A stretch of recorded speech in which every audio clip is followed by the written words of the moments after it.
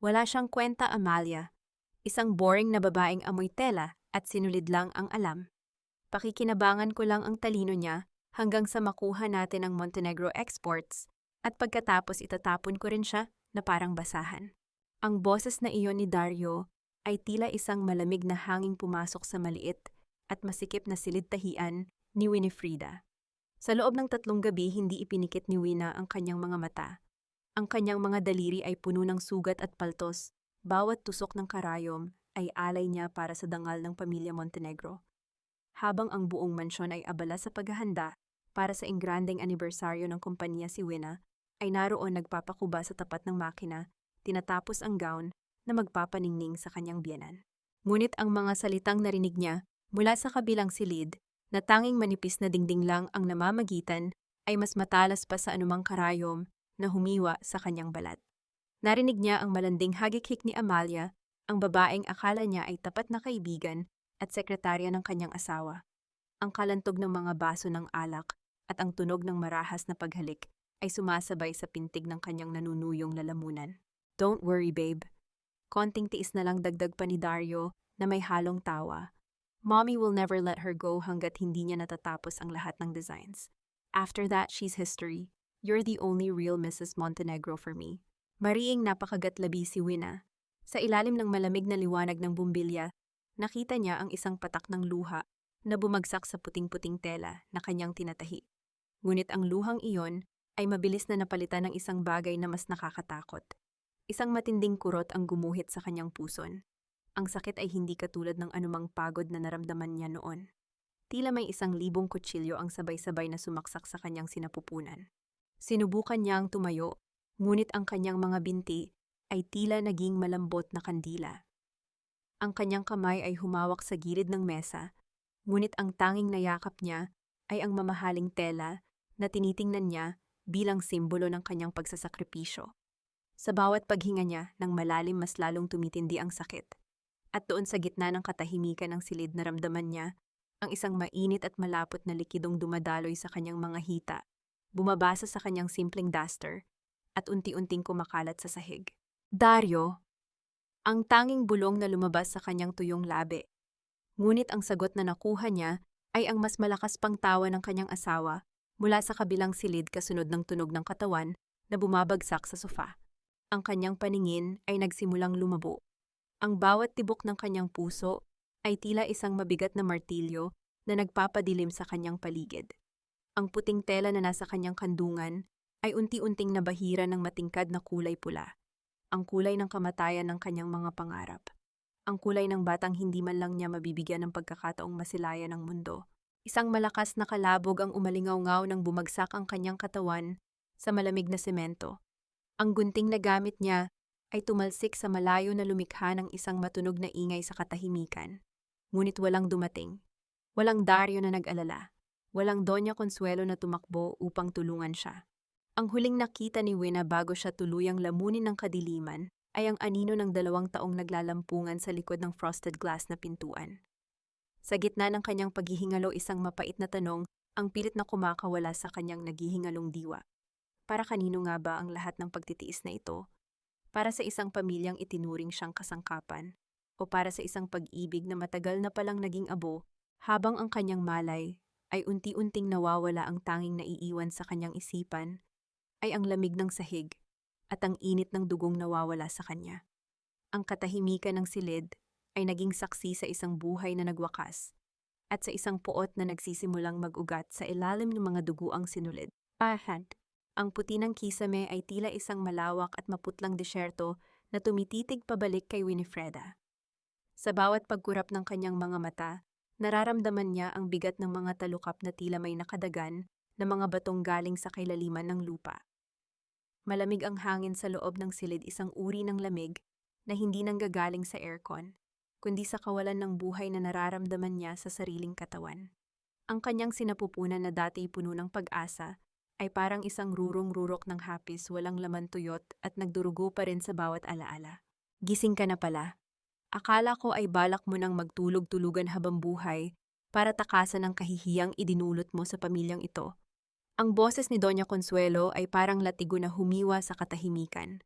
Nakatayo ang matanda sa paanan ng kama, suot ang kanyang mamahaling seda na pantulog, walang bakas ng pagpuyat o pag-aalala.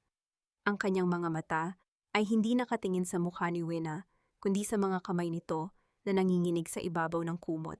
Mama, ang anak ko, ang tanging lumabas sa lalamunan ni Wina Paos, at halos hindi marinig. Isang mapait na ngisi ang gumuhit sa labi ng matanda. Anak, wala ka ng anak, Wina. Nawala ang tagapagmana ng Montenegro dahil sa kapabayaan mo. Sino ba namang matinong babae ang magpapakapagod sa pananahi sa gitna ng gabi habang buntis, napakakitid ng utak mo? You prioritize your rags over your own blood. Naramdaman ni Wina ang panunuyo ng kanyang puso. Gusto niyang sumigaw, gusto niyang sabihin na tinatapos niya ang gown para sa mismong anibersaryo ng matanda, na ginagawa niya iyon dahil iyon ang utos nito. Ngunit ang bawat salita ay tila nalulunod sa sarili niyang luha na hindi makaalpas. Don't look at me like that, Wina. Don't act like a victim, pagpapatuloy ni Consuelo, habang dahan-dahang lumalapit sa gilid ng kama.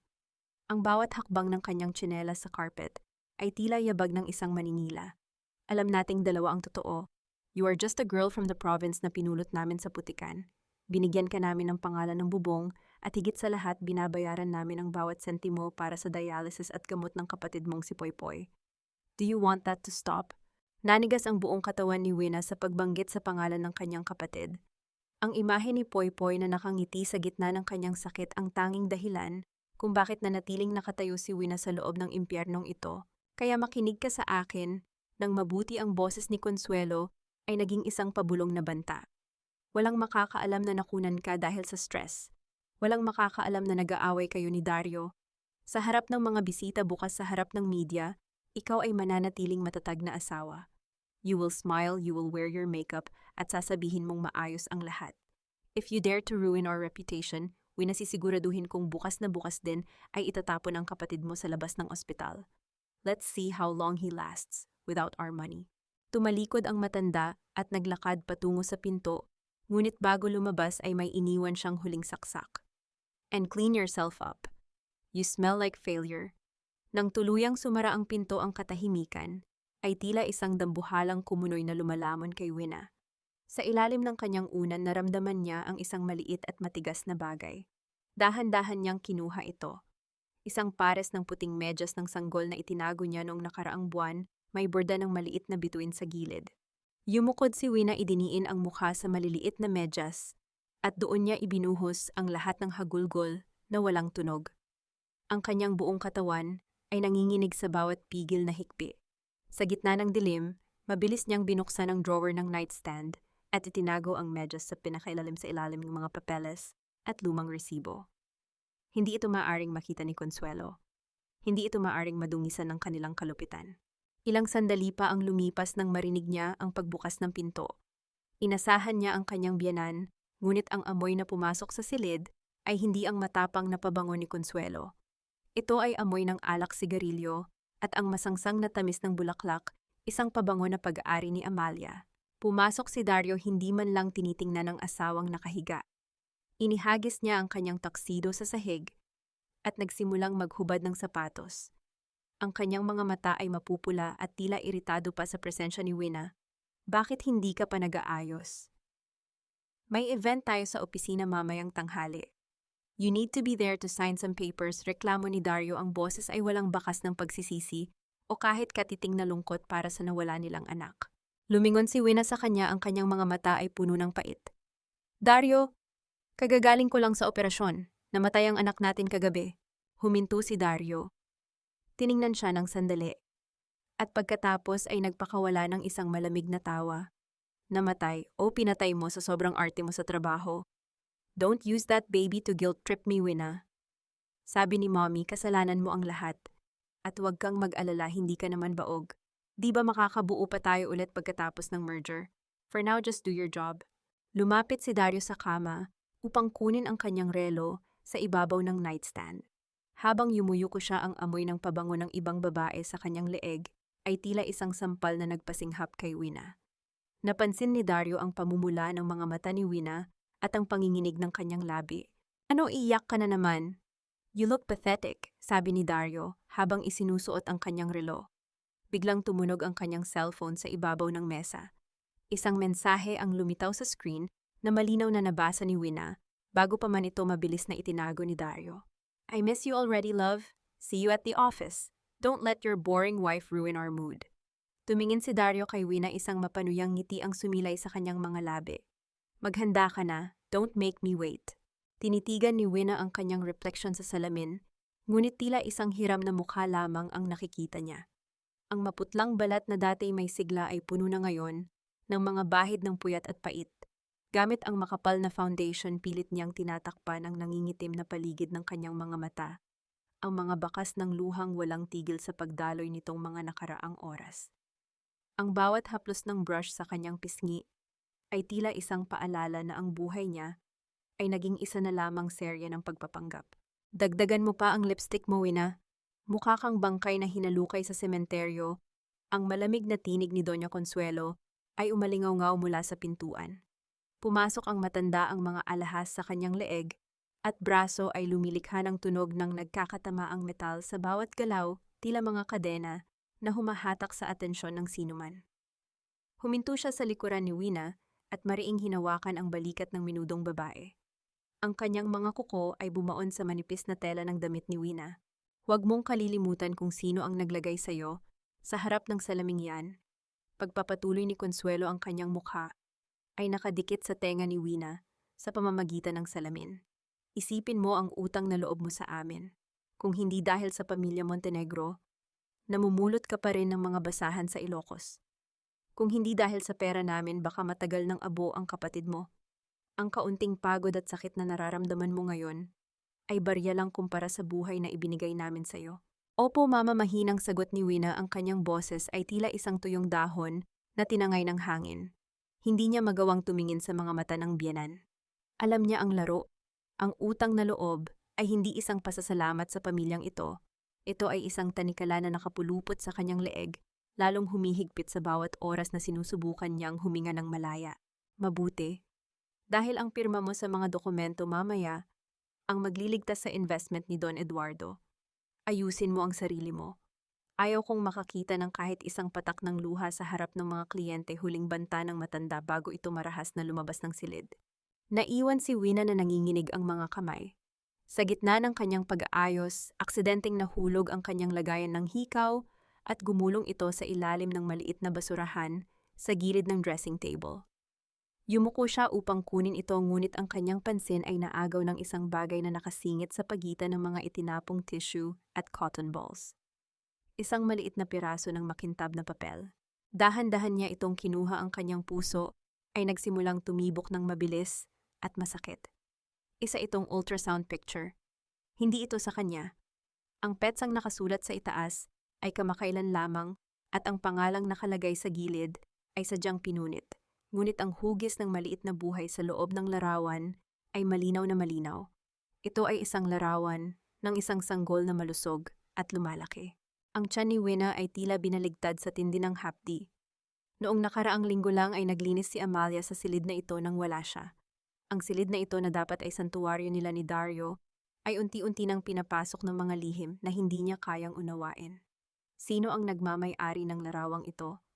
Bakit ito narito sa loob ng kanilang bahay, nakatago sa basurahan na tila isang dumi na ayaw ipakita sa mundo? Biglang bumukas ang pinto at pumasok si Dario, abala sa pag-aayos ng kanyang kurbata. Napatingin siya kay Wina na hawak pa rin ang larawan. Agad na nagbago ang anyo ng kanyang mukha mula sa pagmamadali patungo sa isang matalim na takot na mabilis niyang pinalitan ng galit. Anong ginagawa mo riyan sa sahig?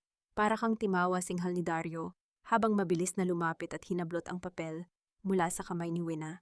Dario, Pink, and Dario. Kanino iyan? Bakit may ultrasound picture sa basurahan natin? Ang boses ni Wina ay puno ng pagtataka at namumuong hinala. Hindi sumagot si Dario. Sa halip, marahas niyang nilamukos ang larawan at isinilid sa kanyang bulsa. Ang kanyang mga mata ay nanlilisik habang nakatitig sa asawa. Wala kang pakialam doon? Basura iyon, Wina. Baka kay Amalia o sa isa sa mga katulong na naki-CR dito. Huwag mong pakialaman ang mga bagay na hindi para sa iyo. Mag-focus ka sa pipirmahan mo mamaya kung ayaw mong mawalan ng pondo ang kapatid mo. Lalong lumalim ang hinala sa isipan ni Wina. Ang kumpas ng mga kamay ni Dario, ang pag-iwas ng kanyang tingin, at ang mabilis na pagbanggit muli sa kanyang kapatid, ay tila mga piraso ng puzzle na hindi nagtatugma. May kung anong mabigat na lihim na nakabaon sa ilalim ng marangyang sahig ng mansyong ito, at nararamdaman ni Wina na siya ang nakatapak sa mismong hukay nito. Dario, sabihin mo sa akin ang totoo. Hindi na natapos ni Wina ang kanyang sasabihin nang biglang hilahin siya ni Dario palabas ng silid. Tumahimik ka na. Late na tayo. Gawin mo na lang ang papel mo bilang isang dekorasyon sa tabi ko at huwag nang magtanong. Habang naglalakad sila sa hallway patungo sa engranding hagdanan, nararamdaman ni Wina ang panunuyo ng kanyang lalamunan.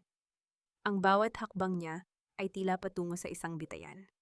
Ngunit sa gitna ng kanyang takot, isang katanungan, ang pilit na umuukit sa kanyang isipan, isang katanungang maaaring sumira sa huling hibla ng kanyang pagtitimpi. Sino ang tunay na nagdadalang tao sa loob ng pamahayang ito habang siya ay nagluluksa sa sariling anak na nawala? Ang proyektong ito ay bunga ng aking personal na pananaw at ilang buwang pagtitiyaga para masiguro ang kinabukasan ng Montenegro Exports. Mayabang na pahayag ni Dario habang nakatayo sa harap ng malaking screen sa loob ng boardroom. Nakaupo si Wina sa dulo ng mahabang mesa. Ang kanyang mga kamay ay mahigpit na magkakaugnay sa ilalim ng kahoy na muebles. Pinagmamasdan niya ang kanyang asawa na buong gilas na ipinapakita ang mga sketch at financial projections na siya si Wina ang gumawa habang ang kanyang katawan ay pinipilit pang bumangon mula sa pagkakasakit. Ang bawat slide, bawat detalye ng disenyo ng tela at bawat numero sa spreadsheet ay galing sa kanyang mga puyat at pagod. Ngunit sa silid na yon, siya ay isa lamang anino, isang palamuting asawa na kailangang naroon para sa imahe ng pamilya.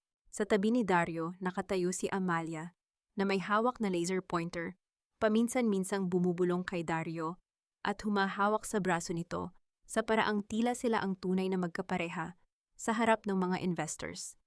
Excellent work, Mr. Montenegro, papuri ng isa sa mga banyagang kliyente.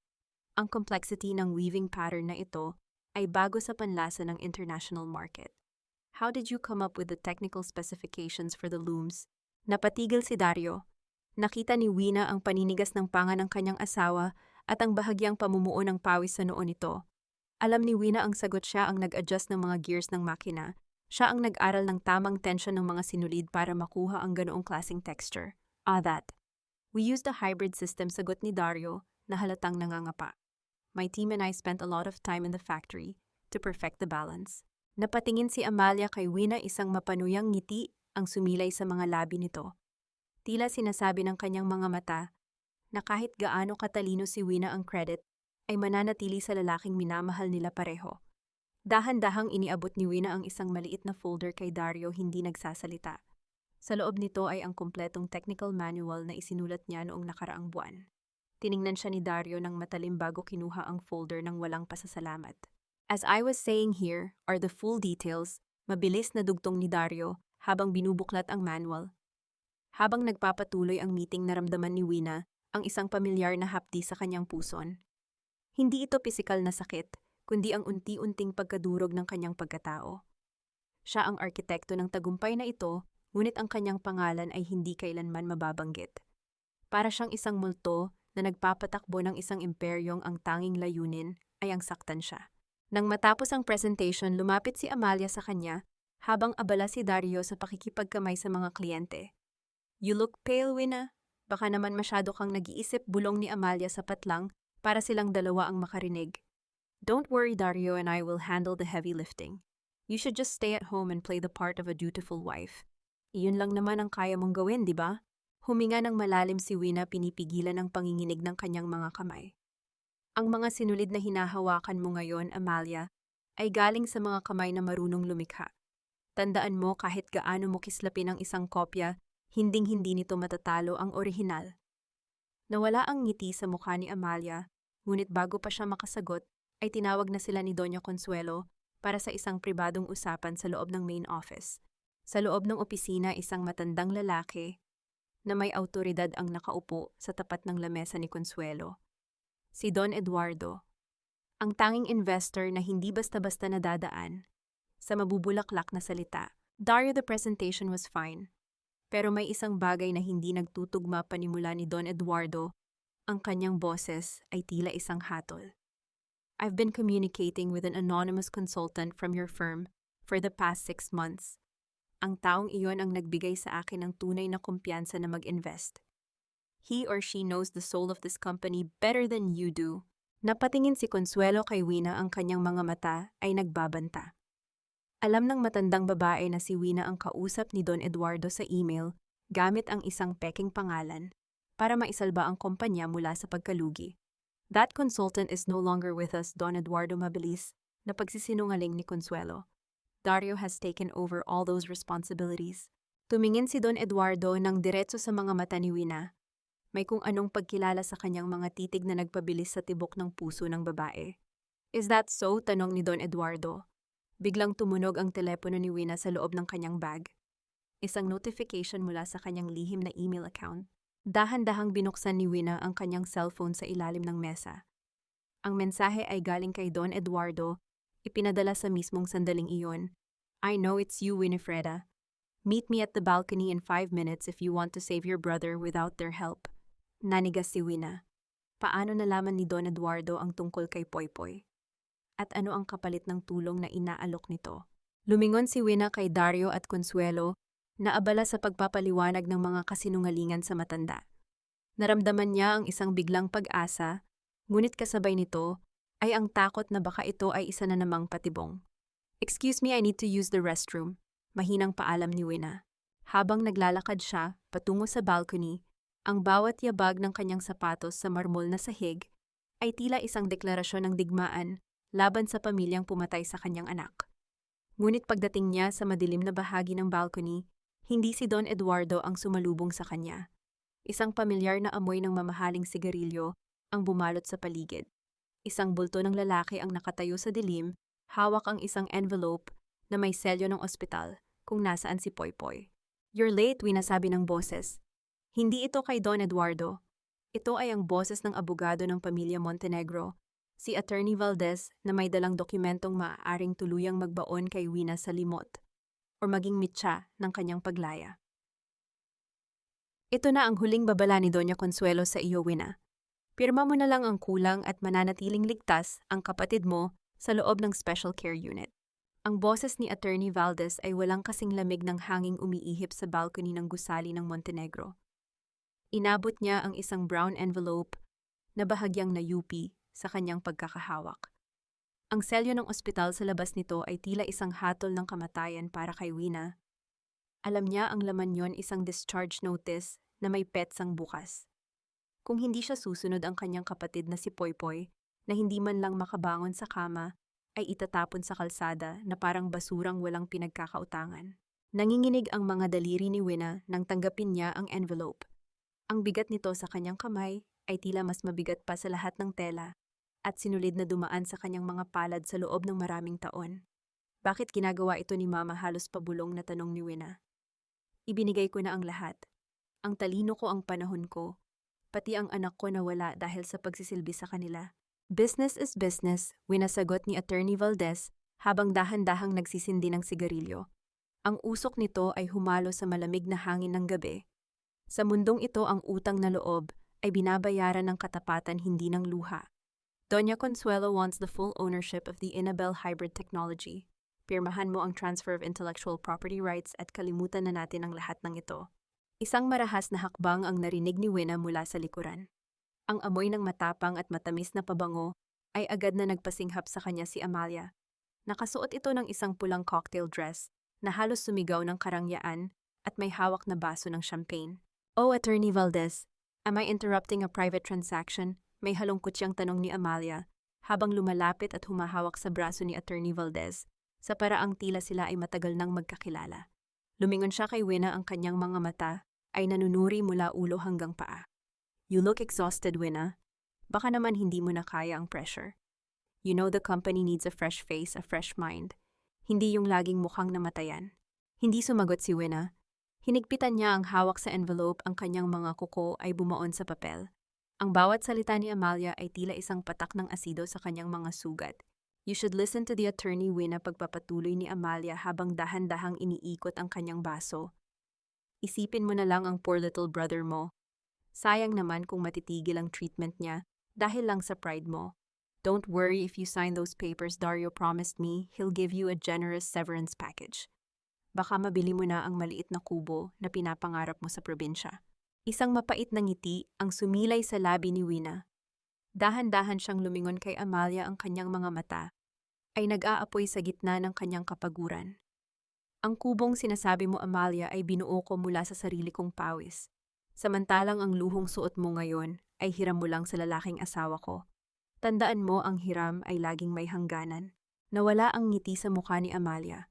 Itataas na sana niya ang kanyang kamay upang sampalin si Wina nang biglang bumukas ang pinto ng balcony at lumabas ang isang matangkad at kagalang-galang na bulto. Si Don Eduardo. Is everything alright here? Ang boses ng matanda ay puno ng awtoridad na tila nagpatahimik maging sa hangin. Agad na nagbago ang anyo ni Amalia. Mabilis niyang ibinaba ang kanyang kamay at nagkunwaring inaayos ang kanyang buhok. Of course, Don Eduardo, we were just discussing some personal matters with Wina.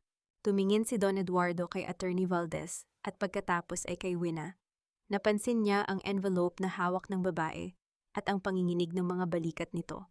Dahan-dahan siyang lumapit kay Wina, isang kilos na hindi inasahan ng sinuman. Hinawakan niya ang siko ni Wina sa isang protektadong paraan. Winifreda, may nakalimutan ka yata sa loob, mahinahong sabi ni Don Eduardo. Ang kanyang mga mata ay tila nagsasabing alam niya ang lahat ng nangyayari. The investors are asking for the person who actually wrote the feasibility study. I told them my anonymous consultant is finally ready to reveal herself. Shall we? Nanlaki ang mga mata ni Amalia at Attorney Valdez. Ang planong itago si Wina sa dilim ay tila unti-unting gumuho sa isang pangungusap lang ng matanda. Naramdaman ni Wina ang isang kakaibang init na dumaloy sa kanyang pagkatao. Ang paghawak ni Don Eduardo sa kanyang siko ay hindi tila isang pagkontrol kundi isang sandigan. Sa kauna-unahang pagkakataon sa loob ng maraming taon, naramdaman niyang hindi siya mag-isa sa giyerang ito.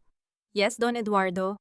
Ready na po ako, sagot ni Wina, ang kanyang boses ay mas matatag na kaysa kanina. Bago sila pumasok, lumingon si Don Eduardo kay Attorney Valdez. And attorney, please tell Doña Consuelo that my lawyers will be reviewing all the contracts signed starting tonight. I don't like it when my partners use dirty tactics to get what they want. Habang naglalakad si Wina pabalik sa loob ng maliwanag na ballroom, nararamdaman niya ang matatalim na titig ni na Amalia at Valdez sa kanyang likuran. Ngunit ang mas nakakuha ng kanyang atensyon ay si Dario na nakatayo sa gitna ng silid, itinataas ang kanyang baso para sa isang toast. Gayunpaman, napatigil si Dario nang makita niya si Wina na kasama si Don Eduardo. At ang mas ikinagulat ni Wina ay ang bagay na suot-suot ni Amalia habang naglalakad ito papasok muli sa ballroom mula sa balcony. Isang kwintas na ginto na may pendant na hugis sinulid ang huling di natapos na obra ng nanay ni Wina na itinago niya sa loob ng isang lihim na vault sa kanilang bahay. Isang alahas na hindi lang basta ginto, kundi ang kaluluwa ng kanyang pagkatao. Ang bawat hibla ng kanyang pagtitimpi ay tila handa ng maputol. Sa gitna ng musika at tawanan, isang malakas na tunog ng pagkabasag ang umalingaw-ngaw. Hindi ito galing sa isang baso, kundi sa isang bagay na hawak ni Dario na hindi sinasadyang nabitawan niya nang makita ang galit sa mga mata ng kanyang asawa.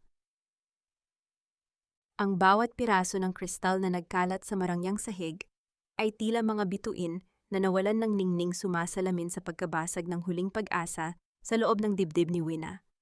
Ang katahimikan sa loob ng ballroom ay naging kasing bigat ng isang sumpa. Lahat ng mata ay nakatuon kay Dario na nakatayo sa gitna ng silid. Ang kanyang mga kamay ay bahagyang nanginginig at ang kanyang mukha ay kasing puti ng papel. Dario, darling, what happened? Are you okay? Ang malambing, ngunit plastic na boses ni Amalia ang bumasag sa katahimikan habang mabilis siyang lumapit sa lalaki. Ngunit hindi siya narinig ni Dario. Ang kanyang mga mata ay nakapako sa kanyang asawa na kasama ni Don Eduardo. At sa bawat hakbang ni Wina, palapit ang gintong pendant na nasa leeg ni Amalia ay tila naglalabas ng nakakasilaw na liwanag, isang liwanag na humihiwa sa kaluluwa ni Wina. Iyon ang agimat ng sinulid ang huling obra ng kanyang ina bago ito bawian ng buhay. Isang alahas na hindi lang gawa sa ginto, kundi sa mga pangarap at bawat patak ng pawis ng mga Ferraz. Naramdaman ni Wina ang panunuyo ng kanyang lalamunan. Ang pintig ng kanyang puso ay tila isang tambol na nagbababala ng digmaan. Ang bawat hibla ng kanyang pagtitimpi ay dahan-dahang napuputol. Isang magandang gabi sa inyong lahat. Ang boses ni Wina ay mahinahon, ngunit may talim na hindi maitatago. Dario, tila masyado kang nabigla sa pagdating ko. O baka naman, nabigla ka sa ganda ng kwintas na suot ni Amalia. Mabilis na napahawak si Amalia sa pendant ang kanyang mga kuko, ay tila ikinukubli ang ninakaw na kayamanan. Oh, it's just a gift, Wina. Sabi ni Dario, galing daw ito sa isang antique shop. Bagay ba sa akin? Isang mapait na tawa ang kumawala sa mga labi ni Wina. Tumingin siya ng diretso sa mga mata ng kanyang asawa.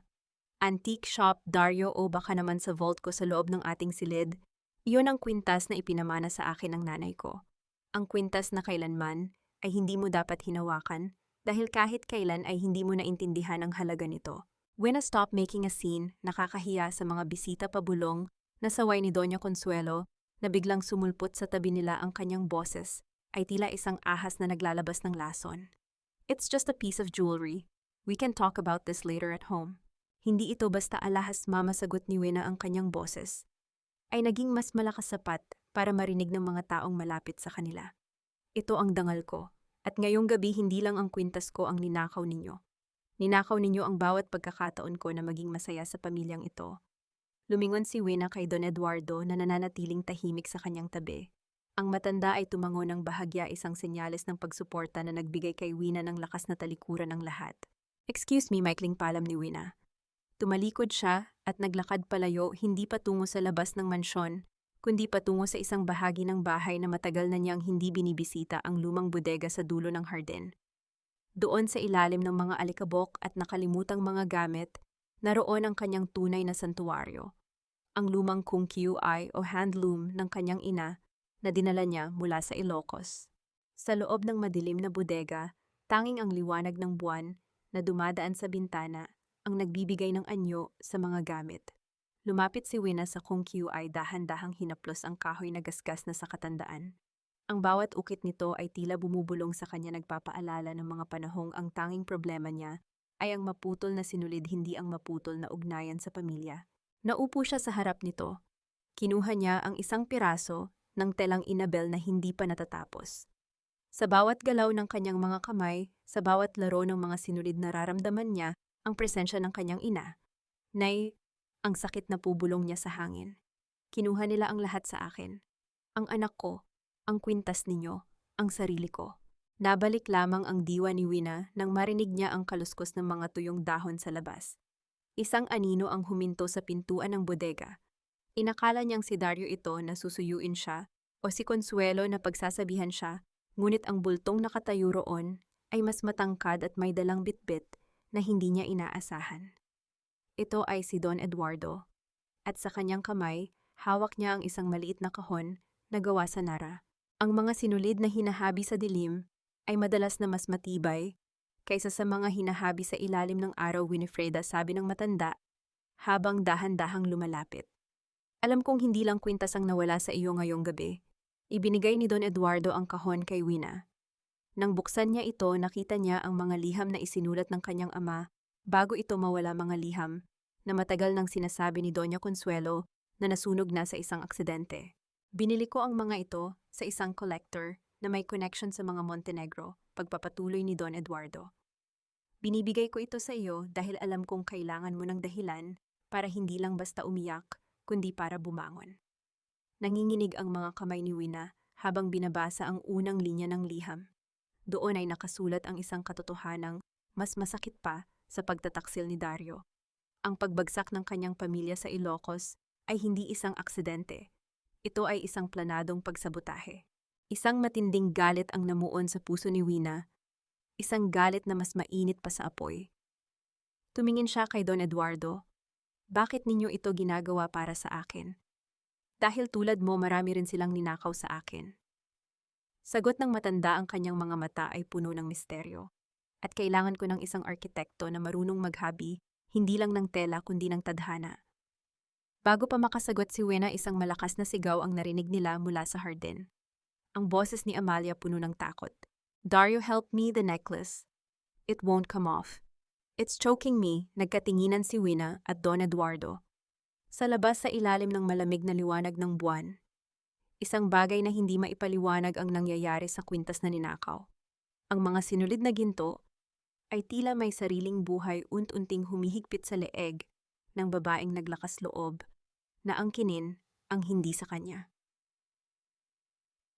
Mabilis at gulo-gulo ang bawat paghinga ni Amalia, tila isang isdang pilit na kumakawala sa tuyong lupa, habang ang kanyang mga kamay ay marahas na nakahawak sa sariling leeg. Ang mga tao sa paligid ay nagsimulang magbulungan, ang kanilang mga mukha ay puno ng pagtataka at takot, habang pinapanood ang babaeng unti-unting namumula ang mukha. Ang gintong kwintas na kanina lamang ay simbolo ng kanyang nakaw na karangyaan, ay tila naging isang buhay na tanikala na ayaw bumitaw.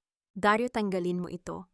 Hindi ako makahinga. Ang paos na sigaw ni Amalia, ang kanyang mga kuko ay nag-iwan na ng mga pulang kalmot sa kanyang maputing balat sa desperasyong maalis ang alahas. Mabilis na lumapit si Dario, ang kanyang mukha ay bakas ng matinding pagkalito. Sinubukan niyang kalikutin ang lock ng kwintas, ngunit sa bawat hawak niya, tila lalong humihigpit ang kapit ng mga gintong sinulid. Ang lock ay hindi gumagalaw, tila ba naging isang solidong bahagi na ito ng metal. Wina, anong ginawa mo rito? Singhal ni Doña Consuelo, habang mabilis na naglalakad patungo sa kinaroroonan ni Wina at Don Eduardo sa gilid ng madilim na hardin. Ang kanyang mga mata ay nanlilisik, puno ng akusasyon.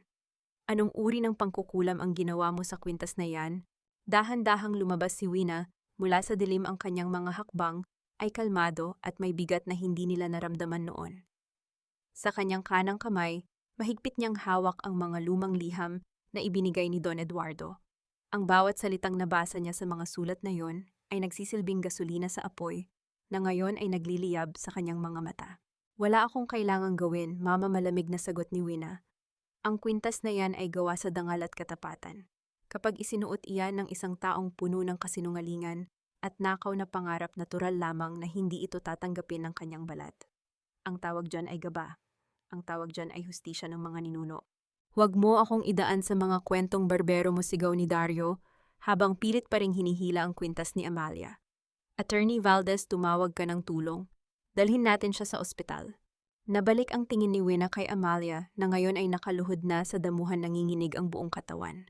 Lumapit si Wina ng bahagya, hindi upang tumulong, kundi upang titigan ang babaeng kumuha ng lahat sa kanya. Sa bawat patak ng pawis at luha ni Amalia, naramdaman ni Wina ang isang kakaibang uri ng katahimikan sa loob ng kanyang puso. Ito ang unang pagkakataon na nakita niyang nasasaktan ang mga taong akala niya ay hindi matatablan ng kahit anong dusa. Alam mo ba, Amalia, pabulong na sabi ni Wina, sapat lang para marinig ng babaeng nahihirapan. Ang kwintas na iyan ay hindi basta alahas. Hinabi iyan ni nanay habang idinadalangin ang kaligayahan ko. Ngayong suot mo iyan, nararamdaman mo ba ang bawat hibla ng sakit na idinulot mo sa akin? Nararamdaman mo ba ang bawat patak ng dugo ng anak ko na nawala dahil sa inyo? Sa isang iglap, tila tumigil ang lahat nang marinig ang isang malutong na tunog. Hindi ito galing sa kwintas, kundi sa isang maliit na sanga na natapakang marahas sa likuran nila. Isang nurse na naka-uniforme ang mabilis na tumatakbo. Patungo sa kanila, ang mukha ay puno ng takot at pagmamadali. Doña Consuelo, si Poypoy po, ang sigaw ng nurse na nagpatigil sa lahat, pati na sa pagpupumiglas ni Amalia. Naramdaman ni Wina ang biglang paglamig ng kanyang mga kamay. Ang pangalan ng kanyang kapatid ay tila isang kuryenteng gumising sa bawat hibla ng kanyang takot. Binitiwan niya ang mga liham at mabilis na hinarap ang nurse. Anong nangyari sa kapatid ko? Tanong ni Wina, ang kanyang boses ay nanginginig sa takot. Nagkaroon po ng seizure. At bigla pong nawalan ng malay, hingal na sagot ng nurse. At ang utos po ni Attorney Valdez kanina, ang itigil na ang oxygen dahil tapos na raw po ang insurance coverage. Lumingon si Wina kay Attorney Valdez at pagkatapos ay kay Doña Consuelo. Ang matandang babae ay hindi nagpakita ng kahit anong pagsisisi. Sa halip, inayos lamang nito ang kanyang shawl at tumingin kay Wina nang may mapanuyang tagumpay.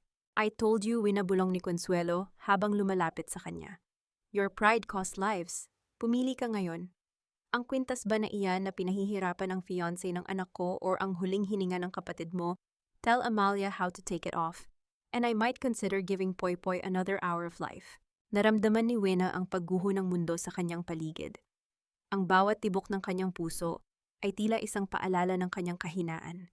Tumingin siya kay Don Eduardo, humihingi ng tulong, ngunit ang matanda ay nakatingin lamang sa malayo, tila may hinihintay na mas malaking pangyayari.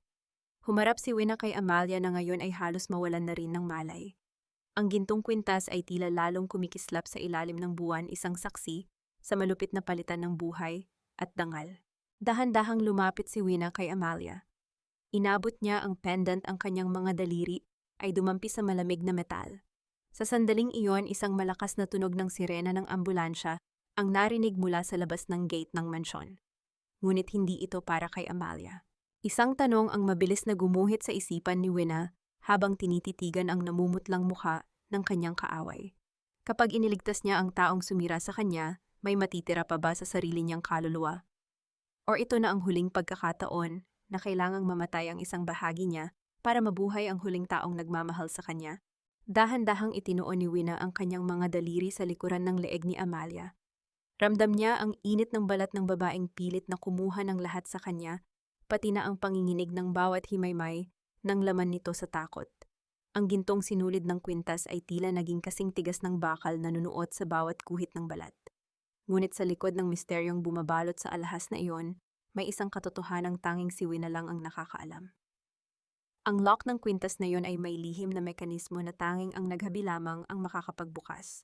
Isang mabilis na pisa sa isang maliit, halos hindi makitang bahagi ng pendant at ang mahigpit na pagkakasakal ay biglang lumuwag.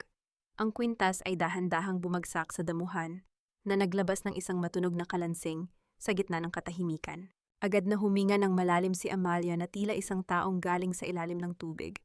Napaubo siya ng malakas habang hawak-hawak ang kanyang namumulang leeg. Mabilis siyang dinaluhan ni Dario na tila nakalimutan na ang presensya ng sariling asawa sa gitna ng kanyang pag-aalala sa ibang babae. Amalia, okay ka lang ba?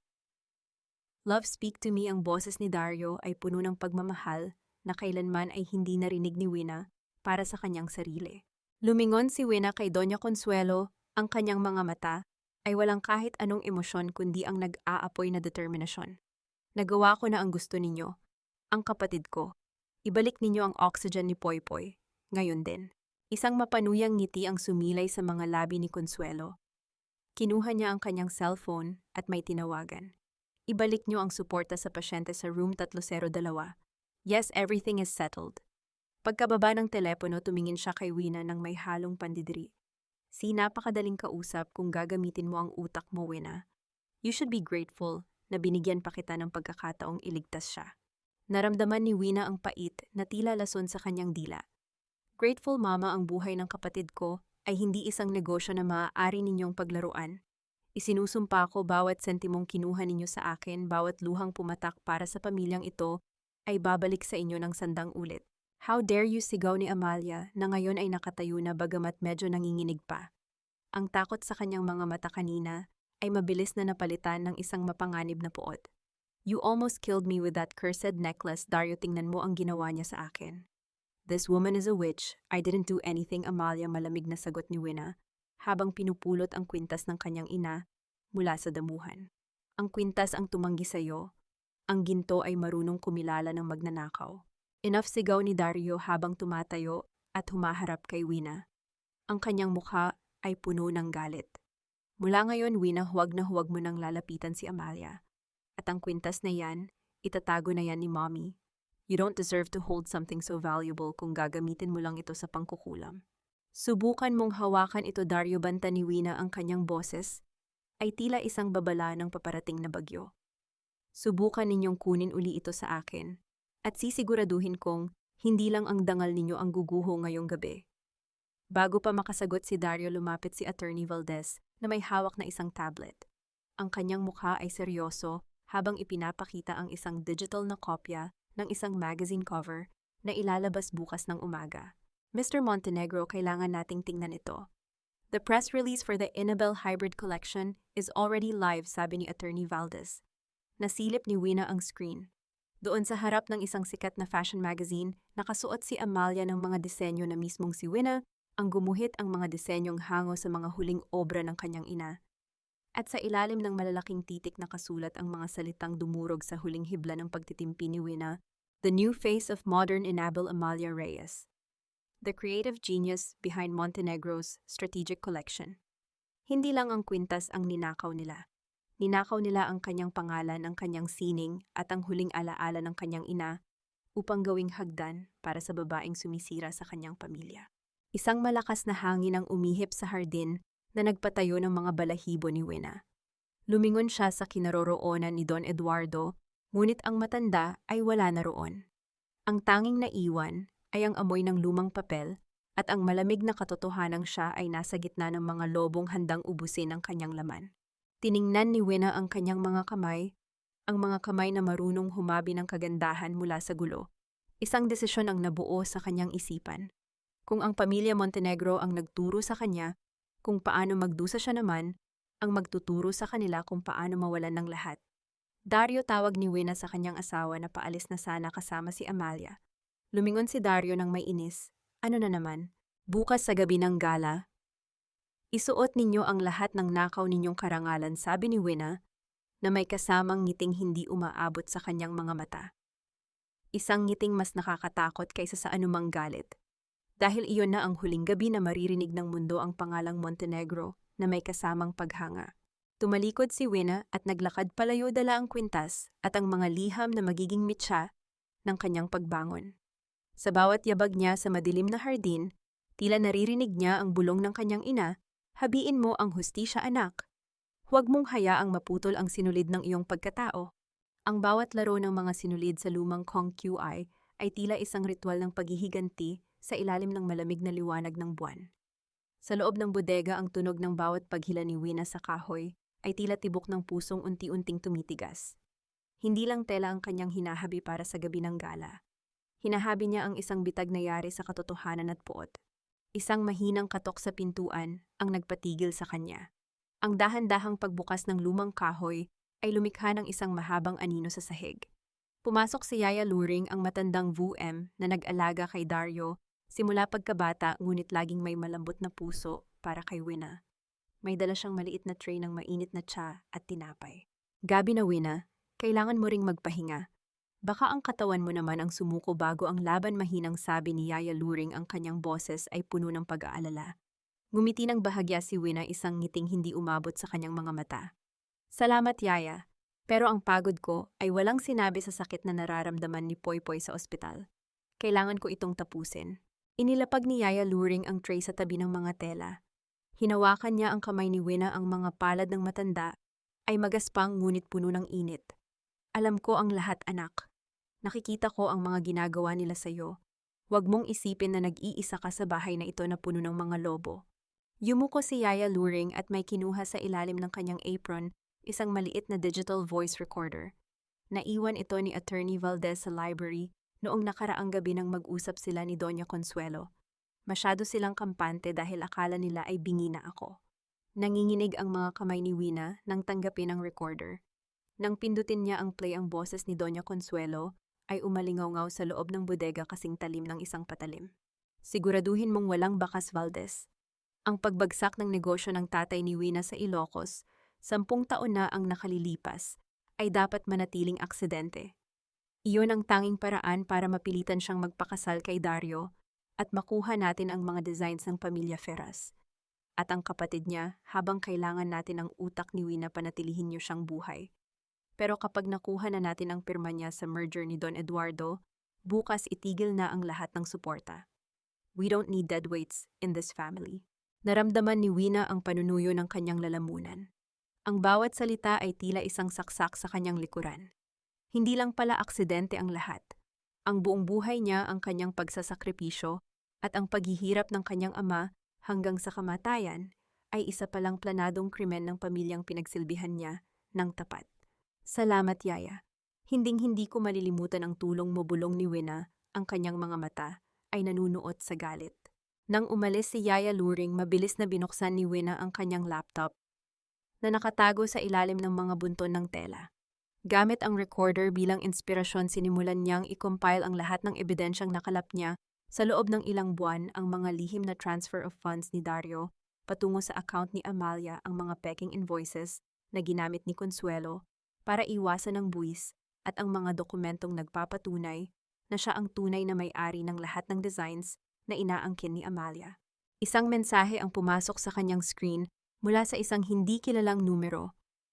Ang mga lobo ay nakahanda na para sa kanilang huling hapunan. Siguraduhin mong ang suot mo ay kasing talim ng iyong dila. Narito ang coordinates ng warehouse kung saan itinatago ni Dario ang mga smuggled na tela mula sa China na balak niyang i-label bilang Annabelle. Ito ang huling piraso ng puzzle, si Don Eduardo. Alam ni Wina na ang matanda ay may sariling laro, ngunit sa ngayon, sila ay may iisang kaaway. Tumayo si Wina at lumapit sa huling telang kanyang hinabi. Isa itong itim na Annabelle na may mga bordang pulang sinulid na tila mga patak ng dugo. Ito ang kanyang magiging baluti para sa gabi ng gala. Isang simbolo ng kanyang pagdadalamhati na naging sandata ng kanyang pagbangon. Dahan-dahang kinuha ni Wina ang isang lumang litrato ng kanyang tatay mula sa loob ng kanyang kwintas. Pinunasan niya ang alikabok sa mukha ng ama gamit ang kanyang dulo ng daliri. Tay, malapit na. Ibibigay ko sa inyo ang hustisyang ipinagkait nila. Isang patak ng luha ang bumagsak sa litrato, ngunit mabilis niya itong pinunasan, hindi ng kahinaan, kundi ng determinasyon. Sa labas ang langit ay nagsisimulang magkulay lila isang hudyat, na ang gabi ng paghuhukom ay malapit na. Ngunit habang inililigpit ni Wina ang kanyang mga gamit, narinig niya ang tunog ng mga yabag ng sapatos na papalapit sa bodega. Hindi ito ang mabagal na yabag ni Yaya Luring, ito ay mabilis at agresibo. Biglang bumukas ang pinto. Si Dario na may hawak na flashlight at mukhang galit na galit. Anong ginagawa mo rito sa oras na ito, Wina? At ano ang itinatago mo sa ilalim ng mga telang yan singhal ni Dario habang hinahawi ang mga harang para makalapit sa kanya? Mabilis na isinara ni Wina ang kanyang laptop at itinago ang recorder sa loob ng kanyang bulsa. Tumingin siya sa kanyang asawa nang walang takot ang kanyang mukha ay kasing lamig ng marmol. Naghahabi lang ako ng katotohanan, Dario. Bakit natatakot ka ba na baka may mahanap ka na hindi mo magugustuhan? Agad na hinablot ni Dario ang braso ni Wina, ang kanyang mga kuko ay bumaon sa balat ng babae. Huwag mo akong subukan, Wina. Ibigay mo sa akin ang laptop na yan. Alam kong may ginagawa kang kalokohan kasama ang matandang Eduardo na yon. Sa gitna ng kanilang pagbubuno, isang malakas na tunog ng notification ang nanggaling sa laptop ni Wina na naiwang bahagyang nakabukas. Isang live feed ng CCTV mula sa ospital ni Poypoy ang lumitaw sa screen. Nakita ni Wina sa screen ang dalawang lalaking naka-uniforme ng guard na pumasok sa silid ng kanyang kapatid at nagsimulang tanggalin ang mga kable ng kanyang monitor. Dario, anong ginagawa nila kay Poypoy? Sigaw ni Wina, ang kanyang puso ay tila titigil sa pagtibok. Isang mapait na ngisi ang sumilay sa mga labi ni Dario. Sabi ko sa iyo, huwag mo kaming susubukan. Isang maling galaw mo pa sa gala bukas. At sisiguraduhin kong hindi lang ang career mo ang matatapos, kundi ang huling hininga ng kapatid mo. Nanigas si Wina habang pinapanood ang flatline sa monitor sa screen. Ang kanyang huling alas ay tila naging mitya ng kamatayan ng kaisa-isang taong mahal niya. Isang pindot ko lang, Wina, at tuluyan nang mawawala ang huling piraso ng pamilya mo. Do you want to see him gasp for air until he turns blue? Isang pirma mo lang ang kailangan ko at ibabalik ko ang kuryente sa kwartong iyan. Ang boses ni Dario ay tila isang malamig na haplos ng kamatayan sa gitna ng madilim na bodega. Habang nakatitig si Wina sa screen ng laptop, ang kanyang mundo ay tila huminto sa pag-ikot. Ang puting linyang gumuguhit sa monitor ng ospital, ang linyang nagsasabing wala nang tibok ang puso ng kanyang kapatid, ay tila isang kutsilyong unti-unting humihiwa sa kanyang sariling hininga. Naramdaman ni Wina ang paninigas ng kanyang buong katawan. Ang kanyang mga kamay na kanina lang ay buong husay na humahawak sa mga sinulid ay naging kasing lamig ng yelo. Gusto niyang sumigaw, gusto niyang sugurin si Dario at saktan ito hanggang sa maramdaman nito ang bawat hibla ng sakit na idinudulot nito sa kanya. Ngunit ang kanyang lalamunan ay tila binarahan ng tuyong buhangin. Binitawan niya ang telang dinalyan niya ng lahat ng kanyang pag-asa at dahan-dahang lumuhod sa harap ng kanyang asawa. Dario, please! Huwag si Poypoy, ang pabulong na pagsamo ni Wina, ang kanyang boses ay tila isang naghihingalong hiling. Gagawin ko ang lahat. Pipirmahan ko ang kahit anong gusto mo. Just give him back his life. Isang mapait na ngisi ang sumilay sa mga labi ni Dario habang tinitingnan ang kanyang asawang nakaluhod. Sa isang mabilis na galaw, kinuha niya ang kanyang cellphone at may tinipa. Sa screen ng laptop, muling bumalik ang mga kable sa katawan ni Poypoy. Ang monitor ay muling nagpakita ng mahihinang alon, ang patunay na humihinga pa ang bata. Good! Alam mo naman pala kung saan ka lulugar, Wina, sabi ni Dario, habang hinahablot ang laptop at isinasara ito ng marahas. Magkita tayo sa library sa loob ng 10 minuto. Nandoon si Mommy at Attorney Valdez. You will sign the merger and you will do it with a smile. O baka gusto mong ma-experience ni Poy Poy ang dilim sa loob ng 10 oras. Nang lumabas si Dario, na iwan si Wina sa sahig ng bodega nanginginig at tila isang basahang itinapon. Ngunit sa ilalim ng kanyang takot, isang malamig at matalim na desisyon ang nagsimulang mabuo. Ang Wina na sunod-sunuran ay kailangang magsuot ng maskara. Isang maskara ng kapatawaran at pagsuko para mailigaw ang mga kaaway sa kanilang huling gabi ng tagumpay. Sa loob ng library, ang amoy ng lumang libro at mamahaling tabako ay tila sumasakal kay Wina. Nakaupo si Doña Consuelo sa kanyang malaking upuang gawa sa narra, tila isang reyna na naghihintay sa kanyang alipin. Inilapag ni Attorney Valdez ang mga dokumento sa tapat ni Wina. Pirman mo ito, anak, malambing na sabi ni Consuelo, ngunit ang kanyang mga mata ay nananatiling kasing talim ng agila. Ginigaranti nito ang lifetime medical care ni Poy Poy. It's for the best. Isipin mo na lang na ito ang huling sakripisyo mo para sa kapatid mo. Kinuha ni Wina ang pluma. Bago siya pumirma, tumingin muna siya ng diretso sa mga mata ni Consuelo. Mama, pagkatapos nito, wala na po akong utang na loob sa inyo. Di ba malaya na kami ni Poy Poy? Of course, Wina. We are family after all, pagsisinungaling ng matanda. Dahan-dahang pinirmahan ni Wina ang bawat pahina. Ang bawat hagod ng tinta ay tila isang patak ng dugo mula sa kanyang puso, ngunit sa kanyang isipan alam niyang ang mga dokumentong ito ay walang saysay kung ang pundasyon ng Montenegro Exports ay guguho bukas. Ginamit niya ang teknik na natutunan niya sa paghabi kung minsan kailangang luwagan ang sinulid para sa huling mahigpit na buhol. Matapos ang pirmahan, tumayo si Wina at lumapit kay Consuelo. Dahan-dahan niyang kinuha ang kamay ng matanda at nagmano ang tradisyonal na paggalang ng mga Pilipino. Ramdam ni Wina ang pagkabigla ni Consuelo sa lamig ng kanyang balat, ngunit hindi ito pinansin ng matanda. Para kay Wina, ang pagmamano na iyon ay hindi paggalang, kundi ang huling pamamaalam sa isang pamilyang kailanman ay hindi siya itinuring na tao. Magpapahinga na po ako. Kailangan ko ng lakas para sa gala bukas, mahinang paalam ni Wina. Habang naglalakad siya sa hallway patungo sa kanyang silid, nakasalubong niya si Amalia. Nakasuot na ito ng kanyang nightgown, hawak ang isang baso ng gatas, tila siya na ang tunay na may-ari ng bahay. Congratulations, Wina, sabi ni Dario. Nagpakabait ka raw, pang-uuyam ni Amalia. Don't worry, bukas sa gala, I'll make sure you get a small mention in my speech. Bilang pasasalamat sa pagiging background assistant ko. Tumingin si Wina kay Amalia, hindi nang may galit kundi nang may habag.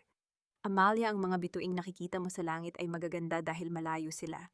Huwag mong pangaraping hawakan ng apoy dahil baka hindi mo kayanin ang init kapag malapit na. Napakunot noo si Amalia, ngunit binaliwala lang ang babala ni Wina. Pagpasok sa kanyang silid, hinarap ni Wina ang kanyang salamin. Binuksan niya ang kanyang palad at doon nakatago ang isang maliit na USB drive na palihim niyang nakuha mula sa laptop ni Dario habang nagkakagulo sila sa bodega kanina. Isang maliit na bagay na naglalaman ng lahat ng transaksyon ng mga Montenegro sa mga smuggled na tela. Isang mensahe ang pumasok sa kanyang cellphone mula kay Don Eduardo. The stage is set. Bukas ang bawat hibla ng kasinungalingan ay mapuputol. Handa ka na ba sa iyong huling obra, Winifreda? Tumingin si Wina sa itim na Inabel na gown na nakasampay sa sulok ng silid. Ang pulang borda rito ay tila kumikislap sa dilim, naghihintay sa gabi ng paghuhukom. Ang tanong na naiwan sa katahimikan ng silid. Sa oras na gumuho ang lahat, may matitira pa bang Wina o ang puot na ang tuluyang lalamon sa kanyang kaluluwa? Huwag kang haharang-harang sa frame, Wina. You're just a shadow tonight, remember that. Huwag mong sisirain ang moment ko sa harap ng mga cameras. Ang boses ni Amalia ay kasing talim ng asero. Habang mabilis itong dumaan sa tabi ni Wina, dala ang amoy ng mamahaling pabango na tila sumasakal sa hangin. Sa loob ng engranding ballroom ng Manila Grand Hotel, ang bawat kislap ng mga dambuhalang chandelier ay tila mga matang nanghuhusga. Nakatayo si Wina sa isang madilim na sulok, suot ang kanyang itim na Inabel gown. Ang tela ay tila humihigop ng lahat ng liwanag sa paligid, isang tahimik na sigaw ng pagluluksa sa gitna ng isang pagdiriwang na puno ng kasinungalingan. Sa gitna ng entablado, nakatayo si Dario, suot ang kanyang pinakamagarang tuxedo, habang nakaangkla sa kanyang braso si Amalia. Ang babae ay nagniningning sa suot nitong puting gown, ang disenyo na ninakaw mula sa mga huling guhit ng ina ni Winna. Ang bawat flash ng camera ay tila isang sampal sa mukha ni Winna, isang paalala na ang kanyang dugo at pawis ay ginagamit na palamuti ng kanyang mga kaaway. Naramdaman ni Winna ang panunuyo ng kanyang lalamunan. Ang kanyang mga kamay ay mahigpit na nakakapit sa kanyang maliit na clutch bag kung saan nakatago ang USB drive na naglalaman ng lahat ng ebidensya. Ang pintig ng kanyang puso ay tila isang tambol na nagbababala ng isang paparating na unos. Gusto niyang sumigaw, gusto niyang ituro ang bawat isa sa kanila at sabihin sa buong mundo ang kanilang mga krimen, ngunit ang imahe ni Poypoy sa ospital ay nananatiling isang matulis na tinik sa kanyang lalamunan. Ladies and gentlemen, ang boses ng host ay umalingaw-ngaw na nagpatahimik sa bulungan ng mga elitistang panauhin. Ngayong gabi, hindi lang natin ipinagdiriwang ang anibersaryo ng Montenegro Exports. Iginagawad din natin ang Most Innovative Designer of the Year Award sa babaeng nagbigay ng bagong buhay sa ating tradisyon, Miss Amalia Reyes. Isang masigabong palakpakan ang pumuno sa silid. Nakita ni Winna ang pag-akyat ni Doña Consuelo sa entablado upang personal na ibigay ang tropeo. Ang ngiti sa labi ng matanda ay puno ng tagumpay, isang ngiting nagsasabing nakuha na nila ang lahat. Thank you so much, simula ni Amalia sa kanyang speech. Ang kanyang boses ay puno ng peking kababaang loob. Ang disenyong ito ay bunga ng aking pangarap na pagsamahin ang luma at bago. Inaalay ko ito sa pamilya Montenegro na naniwala sa aking vision noong walang ibang nakakakita nito. Lumingon si Amalia sa kinaroroonan ni Winna at nagpakawala ng isang mapanuyang kindat. Ang bawat salita nito ay tila isang patak ng asido sa puso ni Winna. Ang kawalang katarungan ay tila isang dambuhalang kamay na pumipiga sa kanyang hininga. Sa gitna ng kanyang pagdurusa, isang waitress ang aksidenteng nakabunggo sa isang mesa malapit kay Winna na naging sanhi ng pagkatapon ng ilang baso. Habang ang lahat ay nakatingin sa entablado, si Winna ang tanging lumapit at tumulong sa nanginginig na babae upang pulutin ang mga kristal. Ayos lang, huwag kang matakot, bulong ni Winna. Ang kanyang boses ay puno ng tunay na malasakit. Sa sandaling iyon, sa kabila ng kanyang itim na kasuotan, mas nagniningning ang kanyang pagkatao kaysa sa sinumang nasa ilalim ng spotlight. And now, pagpapatuloy ni Dario sa mic, bilang sorpresa, nais naming ipakita ang isang special video presentation ng aming bagong factory sa Ilocos, kung saan ang bawat hibla ng Inabel ay hinahabi ng may pagmamahal. Ang mga ilaw sa ballroom ay dahan-dahang namatay. Ang malaking LED screen sa likod ni Dario at Amalia ay nagsimulang magliwanag. Inasahan ng lahat ang mga imahe ng magagandang tela at masisipag na manghahabi. Ngunit ang unang lumabas sa screen ay hindi ang factory. Ito ay isang madilim na video mula sa loob ng isang ospital. Isang video ni Poypoy na nahihirapang huminga habang ang mga kable ay tinatanggal ng mga lalaking naka-uniforme. Isang kolektibong singhap ang narinig mula sa mga panauhin. Ang mukha ni Doña Consuelo ay biglang naging kasing puti ng pader. Mabilis na lumingon si Dario sa tech booth, sumisigaw na patay ng video, ngunit ang screen ay muling nagbago. Lumitaw ang mga dokumento ng tax evasion, ang mga lihim na recording ni Attorney Valdez at ang boses ni Consuelo na umaamin sa pagsabotahe sa pamilya ni Winna. Ang bawat lihim na itinago sa loob ng 10 taon ay tila bumubuhos mula sa screen na parang isang baha na walang makakapigil. Biglang namatay ang lahat ng kuryente sa loob ng hotel. Ang kadiliman ay naging ganap. Sa gitna ng katahimikan at gulo ng mga nagsisigawang panauhin, isang malamig na boses ang narinig mula sa mga speakers, isang boses na hindi galing sa recorder. Ang bawat sinulid na hinahabi sa kasinungalingan Dario ay laging napuputol sa gitna ng katotohanan. Iyon ang boses ni Winna. At nang muling bumukas ang isang spotlight, hindi ito nakatutok sa entablado. Nakatutok ito sa gitna ng ballroom kung saan nakatayo si Winna, hindi na mag-isa, kundi kasama si Don Eduardo at ang mga pulis na kanina pa naghihintay sa labas. Ang tanong na nananatili sa bawat isipan ng mga nakasaksi sa pagbagsak ng Imperyong Montenegro, sino ang tunay na mananatiling nakatayo sa gitna ng guho? Hindi totoo ang lahat ng yan. Isang malaking kasinungalingan ang lahat ng nakita ninyo. Pakana lang iyan ng babaeng yan dahil sa matinding selos at inggit. Ang sigaw ni Doña Consuelo ay umalingaw-ngaw sa loob ng ballroom, kasing talim ng isang basong kristal na pilit binabasag. Ang kanyang mukha na dati puno ng awtoridad ay naging isang maskara ng purong galit at takot.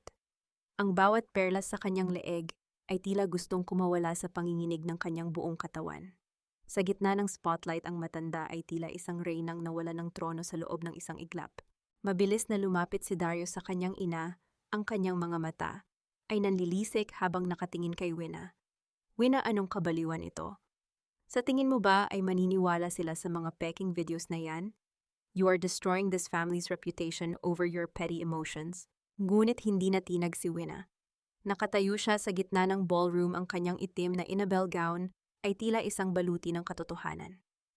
Sa kanyang tabi si Don Eduardo ay nanatiling tahimik, ngunit ang presensya ng matanda ay sapat na upang patahimikin ang sinumang gustong sumalungat.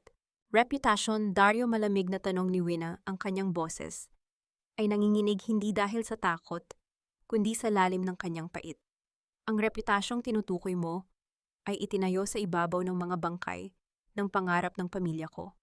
Itinayo ninyo ang imperyong ito sa pamamagitan ng pagnanakaw ng sining ng nanay ko at pagpatay sa dangal ng tatay ko. Ang video na nakita ninyo ay hindi peke. Iyon ang mukha ng katotohanang pilit ninyong itinago sa loob ng 10 taon.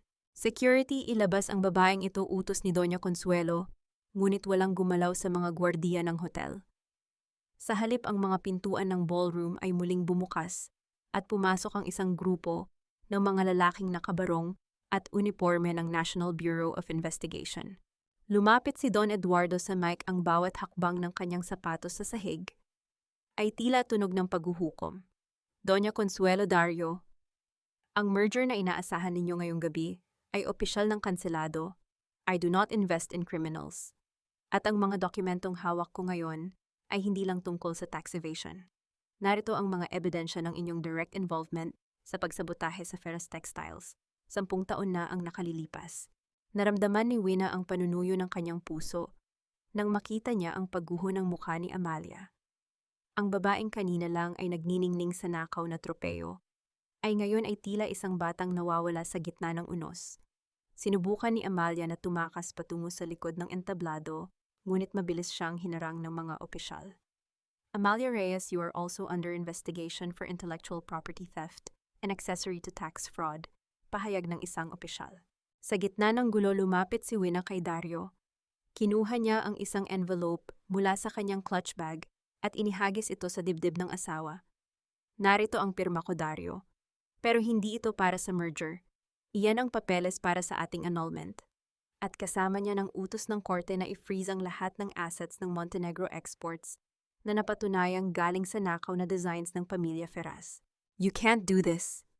Wina, pinirmahan mo ang kontrata kagabi, sigaw ni Dario. Ang boses ay puno ng desperasyon. Ang kontratang pinirmahan ko sa ilalim ng banta sa buhay ng kapatid ko, isang mapait na tawa ang kumawala kay Wina. Attorney Valdez is already in custody, Dario. At ang video ng pagbabanta mo sa bodega, iyon ang magsisilbing ebidensya ng coercion. Wala nang bisa ang anumang papel na hawak ninyo. Sa gitna ng kaguluhan, nakita ni Wina ang kanyang kwintas na nakasuot pa rin sa leeg ni Amalia. Lumapit siya at dahan-dahang hinawakan ang pendant.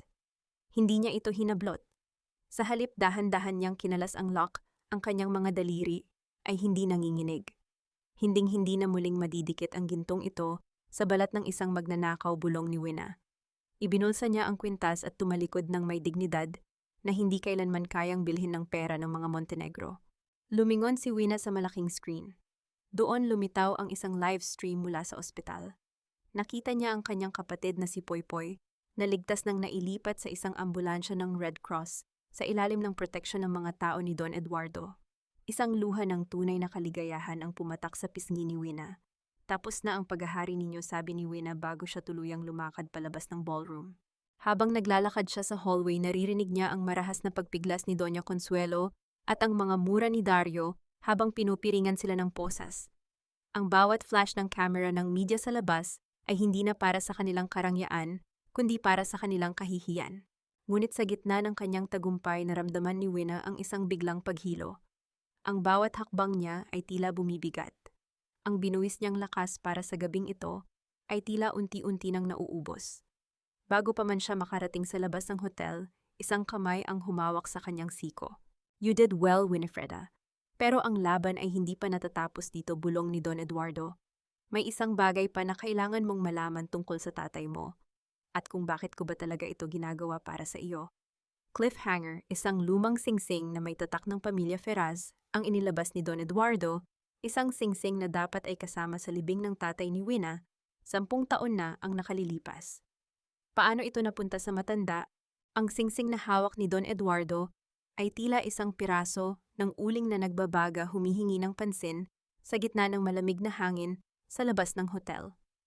Titig na titig si Wina sa pamilyar na ukit ng letrang F na napalilibutan ng mga hibla nang sinulid ang tatak ng mga Ferraz. Ang bawat kaskas sa ginto ay tila isang sugat mula sa nakaraan na biglang bumuka sa harap niya. Paano napunta sa inyo ito? Ang boses ni Wina ay halos isang pabulong na panalangin. Ang sabi ni Mama Consuelo kasamang nabaon ang lahat ng gamit ni tatay nang masunog ang aming lumang gilingan. Dahan-dahang isinara ni Don Eduardo ang kanyang palad, ikinukubli ang singsing, ngunit hindi ang katotohanang kaakibat nito. Hindi lahat ng nasunog ay nagiging Abo Winifreda. Minsan ang mga alaala ay sadyang itinatago para sa tamang panahon. Ang singsing na ito ay ibinigay sa akin ng iyong ama ilang araw bago siya pumanaw. Siya ang aking lihim na kaibigan at kasosyo. At ang pamilya Montenegro, sila ang anay na sumira sa pundasyong itinayo namin. Hindi makapagsalita si Wina. Ang bawat salita ng matanda ay tila isang malakas na hampas sa kanyang diwa. Ang lahat ng pagtitiis niya sa loob ng 10 taon, ang bawat gabing iniyakan niya ang utang na loob sa mga Montenegro, ay isa palang malaking panloloko. Sa kabilang dako, ang katahimikan ng gabi ay binalot ng ingay ng mga sirena at ang mararahas na utos ng mga pulis. Nakita ni Wina mula sa bintana ng sasakyan ni Don Eduardo ang pagkaladkad kay Dario patungo sa patrol car. Ang kanyang asawa, ang lalaking minsan niyang pinangakuan ng habambuhay, ay tila isang basang sisiw na pilit nagtatago ng mukha mula sa mga flash ng camera. Sa likod nito, si Doña Consuelo ay nananatiling matigas ang mukha. Ang kanyang mga mata ay nanunuot sa galit habang pilit na inaayos ang kanyang nasirang hairstyle sa loob ng posas. Hindi pa ito tapos. Wina ang sigaw ni Consuelo na umalingaw-ngaw sa hallway bago siya tuluyang isinakay. Tandaan mo, pamilya pa rin kami. Wala kang mapupuntahan. Isang mapait na ngiti ang sumilay sa mga labi ni Wina. Hindi ako aalis, Mama. Dahil ang bahay na inuupuan ninyo, ang lupang tinatapakan ninyo ay sa akin na muli. Nabalik ang tingin ni Wina kay Don Eduardo nang magsimulang umandar ang sasakyan. Bakit ngayon nyo lang sinabi ang lahat? Bakit hinayaan nyo akong magdusa sa kamay nila ng ganito katagal? Dahil ang isang tela ay hindi nagiging matibay kung hindi ito dadaan sa mahigpit na paghila, seryosong sagot ng matanda. Kailangan mong makita ang tunay nilang kulay nang ikaw mismo ang humahawak sa sinulid. Kung ibinigay ko sa iyo ang hustisya nang hindi ka handa, baka winasak ka lang nila muli. Ngayon ikaw na ang humahabi ng sarili mong tadhana. Sa gitna ng biyahe, kinuha ni Wina ang kanyang cellphone at tinawagan ang ospital. Sa kabilang linya, narinig niya ang mahinang ubo ni Poypoy. Ate, nasaan ka? Natatakot ako sa mga ingay kanina, mahinang sabi ng bata. Napapikit si Wina, ang mga luha ay dahan-dahang pumatak sa kanyang pisngi, hindi ng lungkot kundi ng purong pasasalamat. Huwag kang matakot, Poypoy, malaya na tayo. Bukas susunduin ka ni ate at uuwi na tayo sa Ilocos, doon sa lugar na amoy dagat at sariwang hangin. Nang makarating sila sa isang ligtas na penthouse na pag-aari ni Don Eduardo, hinarap muli ng matanda, si Wina. May isa pang kailangang ayusin. Amalia is not just a mistress, Wina. She is the niece of a powerful politician who funded the Montenegro's illegal expansion. Expect a counterattack. Hindi sila susuko ng walang dumanak na dugo, hindi sa katawan kundi sa dangal. Pumasok si Wina sa loob ng kanyang silid at humarap sa malaking salamin. Hinubad niya ang kanyang itim na Inabel gown. Ang bawat kislap ng tela ay tila nagpapaalam sa madilim na kabanata ng kanyang buhay. Ngunit habang tinitingnan niya ang kanyang leeg sa salamin, napansin niya ang isang marka. Isang pulang pantal na hugis ng isang kamay, ang bakas ng huling pagkakahawak sa kanya ni Dario sa bodega. Isang matinding panginginig ang bumalot sa kanya. Ang mga alaala ng pang-aabuso ng mga salitang mapanakit at ng pagkawala ng kanyang anak ay tila muling bumalik na parang isang baha Napaupo siya sa sahig, niyayakap ang sarili, habang ang bawat hikbi ay tila sumasabay sa pintig ng kanyang sugatang puso. Sa gitna ng kanyang pag-iyak, isang notification ang muling tumunog sa kanyang cellphone. Isang video file mula sa isang hindi kilalang numero. Nang buksan niya ito, ang kanyang hininga ay tila tumigil. Ang video ay kuha mula sa CCTV ng kanilang silid sa mansyon 3 buwan na ang nakalilipas. Nakita ni Wena ang kanyang sarili na natutulog at si Doña Consuelo na dahan-dahang pumasok sa silid, may dalang isang baso ng gatas na may hinalong puting pulbos. Hindi lang stress ang pumatay sa anak niya. Pinatay ito ng mismong babaeng tinawag niyang mama. Ang galit na naramdaman ni Wena kanina ay naging isang malamig at matalim na puot. Tumayo siya, pinunasan ang kanyang mga luha at isinuot muli ang singsing ng kanyang ama. Kung akala ng mga Montenegro na natapos na ang laban sa loob ng ballroom, nagkakamali sila. Hindi lang hustisya ang kukunin ko sa inyo, bulong ni Wena sa dilim. Kukunin ko ang lahat ng bagay na nagpapatibay sa inyong hininga. Ang sikat ng araw na tumatagos sa bintana ng penthouse ay tila walang init para kay Wena. Hawak niya ang kanyang cellphone, paulit-ulit na pinapanood ang bawat segundo ng video kung saan dahan-dahang nilalagyan ni Doña Consuelo ng lason ang kanyang gatas. Bawat patak ng puting pulbos sa baso ay tila isang bala na tumatagos sa kanyang puso. Hindi lang pala siya kinalimutan, pinagplanuhan ang kamatayan ng kanyang anak sa loob mismo ng kanyang santuwaryo. Nabalik lamang ang kanyang diwa nang marinig ang mahinang katok sa pinto. Si Don Eduardo, ang pumasok ang mukha, ay seryoso habang may hawak na mga papeles ng discharge para kay Poypoy. Handa na ang sasakyan, Winifrida. Nailipat na natin ang lahat ng gamit ng kapatid mo. Mula ngayon, wala ng Montenegro na makakalapit sa kanya. Ang boses ng matanda ay puno ng katiyakan. Sa loob ng ospital, ang amoy ng gamot at antiseptic ay tila hindi na nakakasakal kay Wena. Nang makita niya si Poypoy na nakaupo sa wheelchair na may bitbit na lumang drawing book, naramdaman ni Wena ang isang matinding lunas. Lumapit siya at lumuhod sa harap ng kapatid, hinawakan ng mga payat na kamay nito. Poypoy, aalis na tayo. Hindi na tayo babalik sa bahay na yon. Pupunta tayo sa Ilocos, doon sa tabi ng dagat, bulong ni Wena habang pinupunasan ang buhok ng bata. Ate, bakit umiiyak ka? Akala ko ba masaya na tayo dahil wala na si Kuya Dario? Ang inosenteng tanong ni Poypoy na nagpasinghap kay Wena. Dahan-dahang itinaas ni Poypoy ang kanyang maliit na kamay at hinaplos ang pisngi ni Wena. Ate, ang ganda ng mga mata mo ngayon. Hindi na sila parang laging pagod, para silang mga bituin sa dagat. Napapikit si Wena, dinaramdam ang haplos ng kapatid, ang tanging katotohanang natitira sa kanyang mundo. Sa sandaling iyon, alam niyang ang bawat sakripisyo ay may saysay. Bago sila tuluyang makalabas ng lobby ng ospital, isang lalaking nakabarong ang humarang sa kanila. Ito si Attorney Lorenzo, ang kinatawan ni Senator Santillan, ang maimpluwensyang tiyuhin ni Amalia. Mrs. Montenegro, o mas gusto mong tawaging Miss Ferraz, ang boses ng abogado ay puno ng nakatagong banta. Nandito ako para mag-alok ng areglo. Ibigay mo sa amin ang lahat ng ebidensyang hawak mo laban kay Amalia at sa mga Montenegro, at bibigyan ka ng senator ng sapat na halaga para mabuhay ng marangya sa ibang bansa. Huwag mong kalimutan, may kapangyarihan ang aming kliyente na gawing mahirap ang buhay mo rito. Tiningnan ni Wena ang abogado ng may matinding dambana ng dignidad.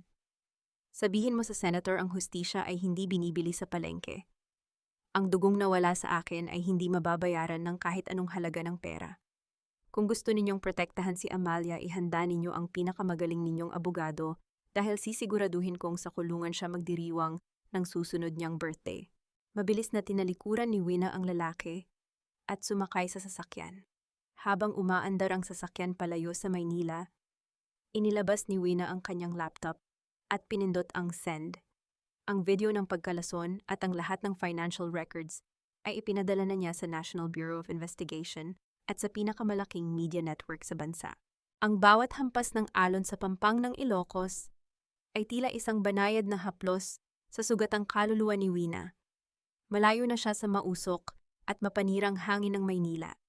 Dito ang amoy ng dagat at ang sariwang simoy ng hangin mula sa mga bukid ng gapas ay nagbibigay sa kanya ng kapayapaang akala niya ay kailanman ay hindi na niya mararanasan.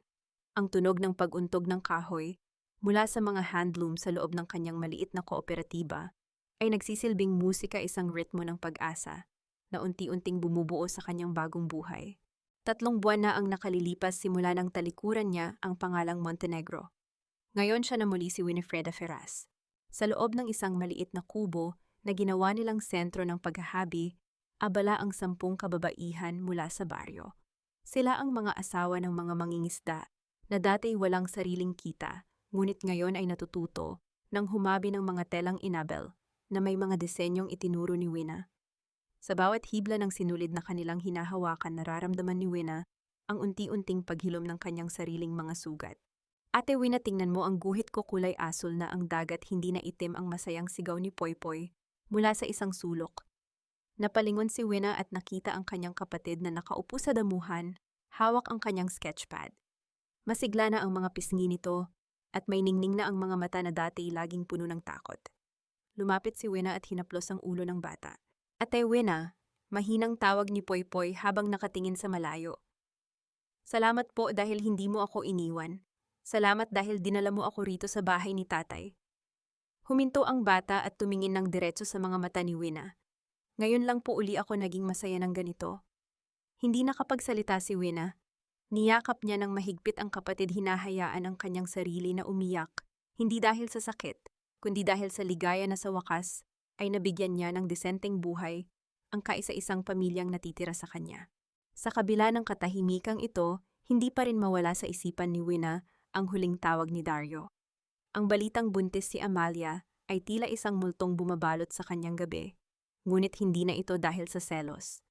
Ngayon naiintindihan na niya ang lahat. Doña Consuelo sacrificed Wina's baby because she found a more useful heir in Amalia's womb, isang sanggol na galing sa pamilya ng isang makapangyarihang politiko. Ang kalupitan ng mga Montenegro ay walang hangganan at alam ni Wina na ang katahimikang ito ay pansamantala lamang. Isang hapon, habang tinuturuan ni Wina ang mga manghahabi kung paano ayusin ang tensyon ng mga sinulid ang katahimikan ng baryo, ay binalot ng tunog ng gulong ng isang sasakyang bumabaybay sa mabatong daan. Isang itim at mamahaling SUV ang huminto sa harap ng kooperatiba, isang tanawing sadyang banyaga sa payak na lugar na iyon. Napatigil ang lahat sa kanilang pagtatrabaho. Ang mga kababaihan ay nagbulungan, puno ng kuryosidad at kaba. Dahan-dahang tumayo si Wina, pinunasan ng kanyang mga kamay sa kanyang apron at lumabas upang harapin ang sinumang dumating. Ang pinto ng sasakyan ay bumukas at lumabas ang isang lalaking nakauniporme ng driver. Mabilis itong umikot upang buksan ang pinto sa likuran. Inasahan ni Wina na makikita ang matikas na bulto ni Don Eduardo o baka ang mapanuyang mukha ni Attorney Valdez na may dalang panibagong banta. Ngunit ang bumaba sa sasakyan ay isang babaeng nakasuot ng itim na belo at simpleng damit na pangluksa. Nang alisin nito ang belo, naramdaman ni Wina ang mabilis na pagtibok ng kanyang puso. Ito ay si Doña Consuelo, ngunit wala na ang mga alahas na dati bumabalot sa kanya. Ang kanyang mukha ay tila tumanda ng 10 taon, puno ng mga guhit ng pagod at kahihiyan. Ang matapang niyang aura ay napalitan ng isang desperasyong hindi mapagkakaila. Wina, ang boses ng matanda ay nanginginig malayo sa boses na dati dumudurog sa pagkatao ni Wina. Anong ginagawa ninyo rito, Doña Consuelo? Malamig na tanong ni Wina. Hindi ba't dapat ay nasa loob kayo ng kulungan o abala sa inyong mga kaso? Dahan-dahang lumapit ang matanda. Tila bawat hakbang ay isang sakripisyo. Bigla sa harap ng lahat ng mga manghahabi at ni Poypoy, ang dating reyna ng mga Montenegro, ay dahan-dahang lumuhod sa mabatong lupa sa paanan ni Wina. Patawarin mo ako, Wina. Pakiusap, iligtas mo ang anak ko, ang pagsamo ni Consuelo, habang ang mga luha ay nagsisimulang dumaloy sa kanyang kulubot na pisngi. Si Dario, nag-attempt siyang magpakamatay sa loob ng selda nang malaman niyang hindi sa kanya ang anak na dinadala ni Amalia. Ginamit lang nila kami, Wina. Ginamit lang kami ni Senator Santillan para makuha ang mga ari-arian namin. Nanigas si Wina sa kinatatayuan. Ang karma ay dumating ng mas mabilis at mas malupit kaysa sa kanyang inaasahan. Ngunit habang tinititigan niya ang babaeng pumatay sa kanyang anak, na ngayon ay nagmamakaawa para sa sarili nitong anak, isang matinding pagtatalo ang nagaganap sa loob ng kanyang puso. Ang tanong na bumabagabag sa kanya, ang pagpapatawad ba ay bahagi ng paghilom? O ito ay isa na namang patibong ng mga taong marunong lang lumapit? kapag sila na ang nadudurog. Tumayo kayo, Doña Consuelo. Ang lupang tinatapakan ninyo ay sagrado para sa mga taong marunong rumespeto sa pawis at dangal, hindi para sa mga reynang nawalan ng trono. Ang boses ni Wina ay kasing lamig ng simoy ng hangin bago ang pagsikat ng araw. Nakatitig siya sa matandang babaeng dati kinatatakutan niya, ang babaeng dati nagpapakuba sa kanya, sa ilalim ng bigat ng utang na loob. Ngayon, ang mga tuhod ni Consuelo ay nababalutan ng alikabok ng Ilocos at ang kanyang mga kamay na dati puno ng diamante ay nanginginig habang nakakapit sa laylayan ng duster ni Wina. Patawarin mo kami, Wina. Ibinenta na ni Amalia ang lahat ng ari-arian namin gamit ang mga peking dokumento. Ang anak ko, si Dario, ayaw na niyang mabuhay. Paulit-ulit niyang tinatawag ang pangalan mo, hikbi ng matanda ang kanyang boses ay tila isang sirang plaka ng desperasyon. Isang mapait na ngiti ang sumilay sa labi ni Wina. Dahan-dahan niyang inalis ang kamay ng matanda mula sa kanyang damit. Tinatawag niya ang pangalan ko o tinatawag niya ang taong akala niya ay habambuhay na magpapakatanga para sa kanya. Doña Consuelo, narinig ko na ang lahat ng iyan. Noong nalaman ninyong hindi sa kanya ang anak na dinadala ni Amalia, doon niyo lang naalala na may Wina pala na tapat sa inyo. Wina, parang awa mo na. Kailangan niya ng magaling na abogado, kailangan niya ng pambayad sa ospital, patuloy ng matanda. Dito na hindi napigilan ni Wina ang kanyang sarili. Lumuhod siya ng bahagya upang mapantayan ang mukha ng biyenan. Ang kanyang mga mata ay nanunuot sa puot, na matagal nang kinikimkim. Naalala niyo ba ang gatas na ibinibigay niyo sa akin gabi-gabi? Ang puting pulbos na inihahalo ninyo para makatulog ako ng mahimbing. Nanigas si Consuelo. Ang kanyang mga luha ay tila natuyo sa tindi ng gulat. Alam ko ang lahat, Mama. Alam ko na pinatay ninyo ang apo ninyo dahil lang sa ambisyon ninyo kay Amalia, bulong ni Wina. Ang bawat salita ay tila isang saksak. At ngayon humihingi kayo ng tulong para iligtas ang anak ninyo. Bakit ko ililigtas ang isang lalaking hindi man lang nagawang protektahan ang sarili niyang pamilya? Sa gitna ng tensyon, lumapit ang isa sa mga manghahabi, si Aling Rosa, at nag-abot ng isang basong tubig kay Doña Consuelo. Uminom muna kayo, Lola. Mukhang pagod na pagod kayo, malumanay na, sabi ni Aling Rosa. Tiningnan ni Wina ang eksena. Kahit sa harap ng kaaway ang kanyang mga tao, ay marunong pa ring magpakita ng kagandahang loob, isang bagay na hinding-hindi natutunan ng mga Montenegro. Ang kabaitang iyon, ang lalong nagpamukha kay Consuelo kung gaano siya kaliit. Tumayo si Wina ng tuwid, ang kanyang anino ay humahaba sa ilalim ng papalubog na araw. Hindi ako tutulong para makuha ninyo ang inyong kayamanan, Doña Consuelo.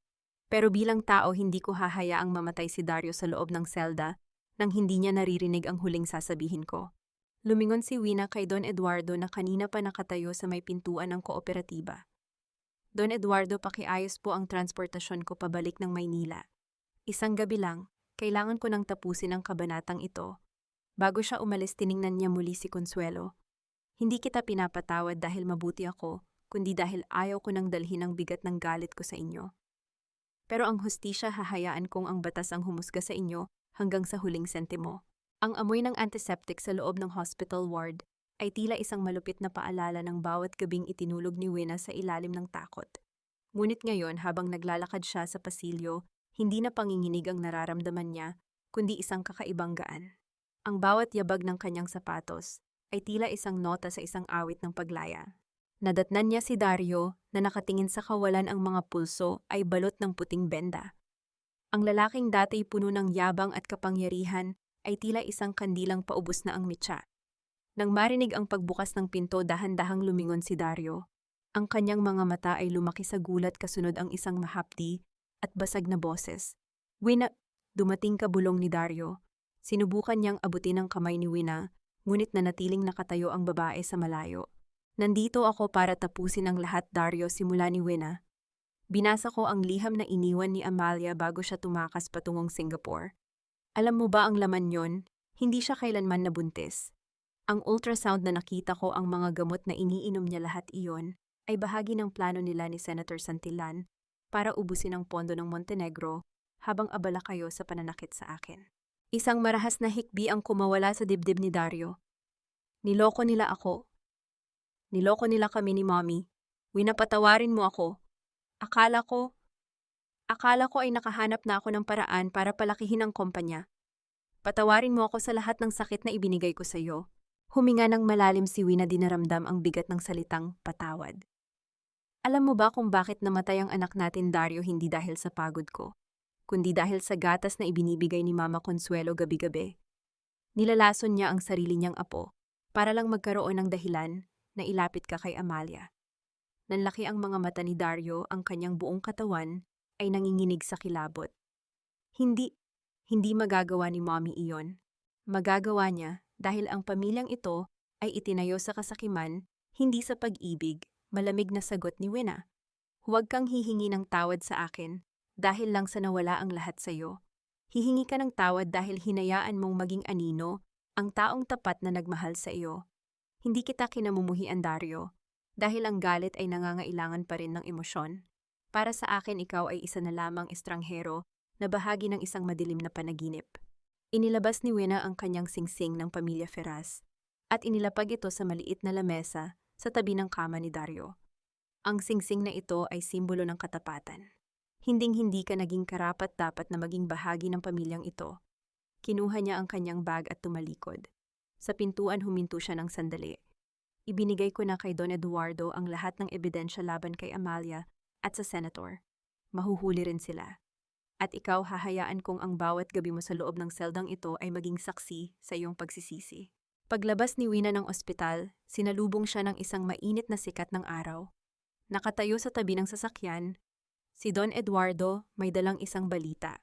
Nahuli na si Amalia sa border Winifreda. Nakuha rin ang lahat ng nakaw na assets. Ang Montenegro Mansion ay isusubasta na para pambayad sa lahat ng biktima nila, kasama na ang pamilya mo. Ngumiti si Wina, isang ngiting kasing ningning ng bukang liwayway. Salamat, Don Eduardo, pero hindi ko na kailangan ang mansion na iyon. Ang bahay ko ay nandoon sa Ilocos sa tabi ng aking kongkiway at ng aking kapatid. Lumipas ang mga araw at bumalik si Wina sa kanyang lalawigan. Nakatayo siya ngayon sa dalampasigan ng Ilocos, pinapanood si Poypoy, na masayang nagtatakbo kasama ang mga anak ng mga manghahabi. Ang kanyang kooperatiba ay isa na ngayong sikat na sentro ng sining na nagbibigay ng dangal sa bawat hibla ng Inabel. Sa huling pagkakataon, pinagmasdan ni Winifreda ang papalubog na araw sa dalampasigan ng Ilocos. Ang langit ay nagkulay kahel at lila, tila isang napakalaking telang Inabel na itinatatali ng tadhana sa abot-tanaw. Hawak niya sa kanyang mga kamay ang isang pirasong tela na kulay puti at ginto, ang pinakaunang disenyong natapos niya sa sarili niyang kooperatiba, ang Ferraz Heritage Weaving. Ang bawat hibla nito ay hindi na nagdadala ng bigat ng dusa, kundi ang gaan ng isang pusong malaya. Sa loob ng 3 taon, marami ang nagbago. Ang pangalang Montenegro ay naging isang madilim na bahagi na lamang ng kasaysayan ng komersyo sa Maynila, isang babala tungkol sa kasakiman at panlilinlang. Nabalitaan niya ang huling kinahinatnan ng mga taong sumira sa kanya. Si Doña Consuelo ay naninirahan na ngayon sa isang maliit na paupahang silid malayo sa rangya ng mansyon at umaasa na lamang sa limos ng ilang malayong kamag-anak. Si Dario ay nananatili pa rin sa loob ng selda, naging isang anino ng nakaraan na unti-unting nilalamon ng sariling pagsisisi. At si Amalia, ang balita ay nahatulan ito ng mahabang pagkabilanggo dahil sa pakikipagsabuatan sa mga ilegal na gawain ng kanyang tiyuhin. Ngunit para kay Wina, ang balitang ito ay tila mga bulong na lamang ng hangin na dumadaan sa kanyang tenga. Hindi na siya tumitingin sa likod. Naramdaman niya ang maliliit na hakbang sa buhanginan. Lumapit si Poypoy na ngayon ay mas matangkad na at may dalang mga kabibe na pinulot sa pampang. Ate, tingnan mo, ang ganda ng mga ito, parang mga butones para sa bago mong gagawing damit. Masayang sabi ng bata. Napangiti si Wina at hinaplos ang pisngi ng kapatid. Ang kalusugan ni Poypoy ang pinakamalaking tagumpay na nakamit niya, isang buhay na nailigtas mula sa kuko ng mga lobo. Tinatanong ng marami kung napatawad na ba niya ang mga Montenegro. Sa bawat paghabi niya ng mga bagong disenyo, doon niya natatagpuan ang sagot. Ang pagpapatawad para kay Wina ay hindi ang paglimot sa sakit, kundi ang pagpili na huwag nang hayaang kontrolin ng sakit na iyon ang kanyang bawat hininga. Pinatawad niya ang nakaraan dahil ang galit ay isang lason na siya lamang ang unti-unting papatay. Ang kanyang kapayapaan ay hindi nanggaling sa pagbagsak ng kanyang mga kaaway, kundi sa pagtayo niya ng mag-isa bitbit ang sariling dangal. Ang tunay na hilom ay nagsisimula sa pagtanggap na ang bawat sugat ay bahagi ng disenyo ng ating buhay. Tulad ng isang tela, ang mga bahagi kung saan tayo napunit ang siyang pinakamatibay na tahiin muli. Natutunan ni Wina na ang halaga ng isang babae ay hindi nasusukat sa ningning ng kanyang mga alahas o sa kapangyarihan ng pamilyang kanyang pinasukan. Ang tunay na ningning ay nanggagaling sa kakayahang bumangon mula sa abuhawakan ng sariling sinulid at muling habiin ang isang kinabukasan na puno ng pag-asa. Huminga ng malalim si Wina, dinaramdam ang alat ng dagat sa kanyang balat. Wala na ang mga kadena ng utang na loob. Wala na ang mga banta sa dilim. Ang tanging naririnig niya ay ang banayad na awit ng mga alon at ang tawanan ng kanyang kapatid. Dito sa piling ng kanyang mga ninuno at sa gitna ng mga sinulid na simbolo ng kanyang muling pagsilang, natagpuan ni Winifreda Ferraz ang kanyang tahanan.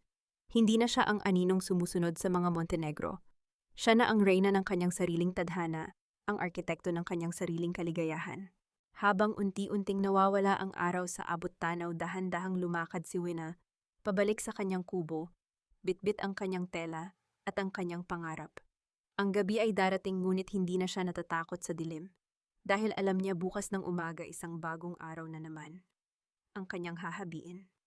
Mas makulay, mas matibay, at higit sa lahat, tunay na kanya. Sa bawat paghila ng sinulid at bawat banayad na hampas ng alon sa dalampasigan ng Ilocos, natagpuan ni Wina ang kapayapaang matagal na ipinagkait sa kanya. Dito nagtatapos ang kwento ng isang pusong pinunit ng kalupitan, ngunit muling hinabi ng sariling katatagan at dangal. Mga mahal kong kapatid at tagapakinig, maraming salamat sa inyong paglalakbay. Kasama ko hanggang sa huling hibla ng kwentong ito, habang binubuo ko ang bahagi kung saan nag-iisa at dugo ang nakahiga si Wina sa madilim na silid, habang naririnig ang halakhak ng kanyang asawa sa kabilang silid. Aminado akong nadurog din ang aking puso. Marahil ang bawat patak ng luha ni Wina ay sumisimbolo sa libo-libong kababaihan na nakakaranas ng tahimik na dusa sa loob ng sarili nilang tahanan. Ang kwentong ito ay hinango mula sa mga tunay na damdamin ng mga taong piniling bumangon sa gitna ng pagkakagapos ng utang na loob at maling katapatan. Kung kayo ang nasa kalagayan ni Wina, magagawa niyo rin bang talikuran ang lahat para sa sarili ninyong katahimikan? O mananatili kayong nakatali sa isang pamilyang pilit kayong nilalamon? Tama ba ang kanyang naging desisyon na panagutin ang mga Montenegro hanggang sa huli? Habang pinapakinggan ninyo ang huling bahaging ito, nasaan kayo ngayon? Marahil ay nagluluto kayo ng hapunan para sa inyong pamilya, nagtutupi ng damit, o nagpapahinga matapos ang isang mapaghamong araw. Gusto ko kayong makasama at marinig. Ibahagi ninyo ang inyong mga saloobin o kahit ang inyong sariling kwento ng pagbangon sa ating comment section. Huwag kalimutang i-like at i-share ang video na ito bilang suporta sa ating layuning maghatid ng inspirasyon at hilom sa bawat tagapakinig. Naway manatiling matatag ang inyong puso na habiin ang inyong sariling tadhana gaya ni Wina. Hanggang sa muling pagkukwentuhan, naway pagpalain kayo ng may kapal. Pamagat ng kwento habing luha. Ang muling pagsilang ni Wina Louie. Ang lahat ng mga tauhan at mga pangyayari sa kwentong ito ay katang-isip lamang na nilikha para sa layuning libangan at para maghatid ng positibong mensahe.